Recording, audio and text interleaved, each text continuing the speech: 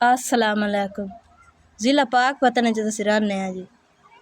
मेरा नाम सैमा है जी। मेरी एक बेटी है, एक बेटा है मेरा। पूरा हफ्ता हो गया उन्हें बुखार है जी मेरे बेटे नो। मेरी गुंजाइश नहीं है, मैं 20-30 हज़ार रुपया ला ते आई बैठी है बेटे दा जी।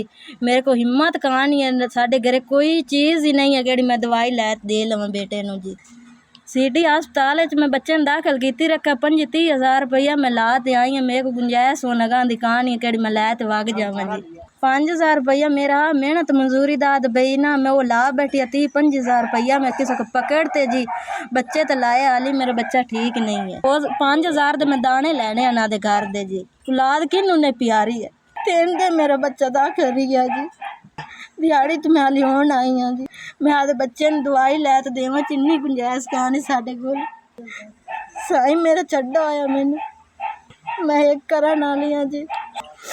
5 बजे तो मैं गई हुई जी, हुण मैं आई हाँ। बच्चे जो पैसे जोड़ दीवानी हाँ जी, मैं दोबारा लै जाना है प्राइवेट हस्पताल। मेरी गुंजाइश नहीं कि मैं बच्चे लै ते दोबारा वग जावां जी।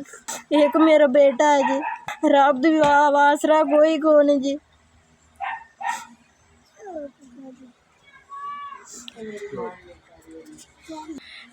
मैं इतों मंगन आई हाँ पैसे, मैंने किसी ने दिते। रब दी आसरा मेरा कोई को नहीं, मैंने किसी भैन बिरा पैसे नहीं दिते। मेरा एक दा एक बेटा है जी।